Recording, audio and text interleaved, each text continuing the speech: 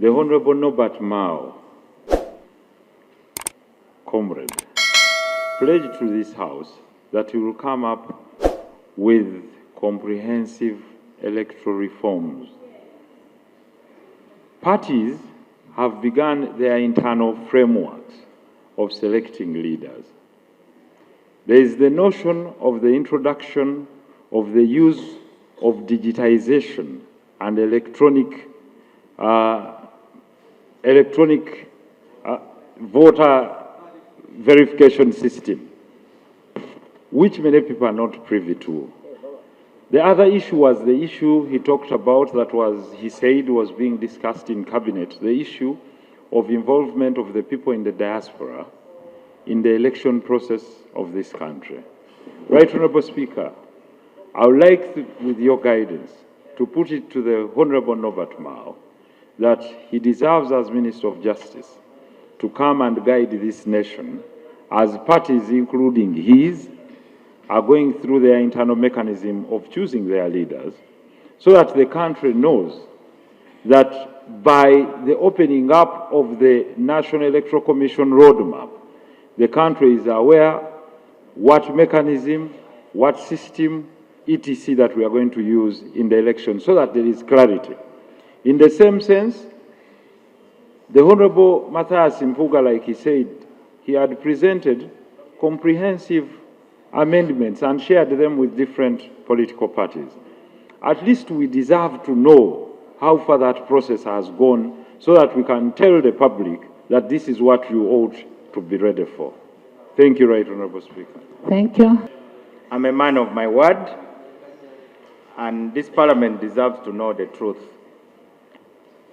There is the amendment which will make biometric verification of voters compulsory.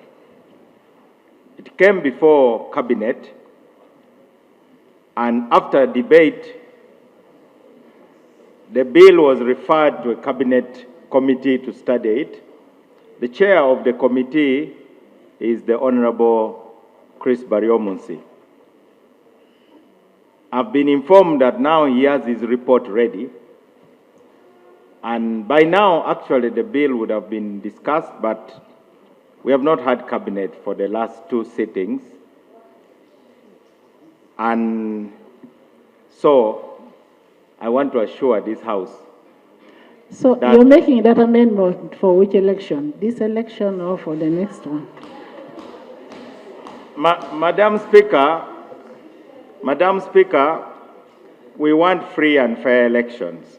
Actually, the purpose of amendments is to ensure free and fair elections. This proposal deals with the problem of ballot stuffing. It also has a lot of financial implications. When I went to the meeting with the President, I told the President that personally, as Minister of Justice, I cannot guarantee that citizens can be biometrically verified unless we have at least 2 machines, because we tested the batteries of the machines used by UBOS, and we found that they could not last for the duration of the election day. I have to safeguard the right of citizens to free and fair elections. The electoral reforms are not just mantras. They have a purpose.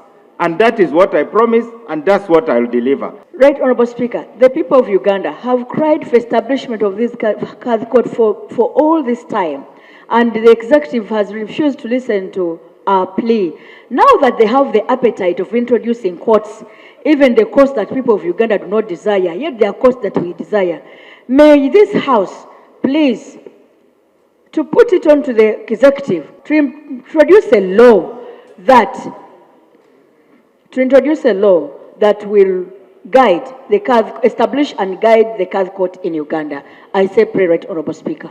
If she finds some time to come, we can have a conference on this, but a lot has been done on this aspect. And in fact, meetings and consultations have been carried out with the leadership of the Muslim community. So I'll share with her where we are, but work has already started, not that we've not done anything. Short of choosing the movers of legislative fraud, and choosing the speaker of insensitivity, Allow me to say this procedure so that you can guide the House. On the 8th of October last year, I filed with the Honorable Speaker. You say the sensitivity on the Speaker's side? I said short of. I want to teach him that I mean short of, and does not mean I do. No, short of. You rephrase your statement.